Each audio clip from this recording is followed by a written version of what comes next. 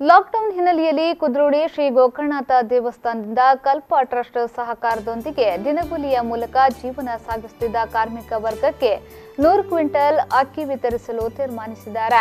ಕುದ್ರೋಳಿ ಶ್ರೀ ಗೋಕರ್ಣನಾಥ ದೇವಸ್ಥಾನದಿಂದ ಕಳೆದ 7 ದಿನಗಳಿಂದ ಪ್ರತಿನಿತ್ಯ 600 ಮಂದಿಗೆ ಊಟ ವಿತರಿಸಲಾಗುತ್ತಿದೆ.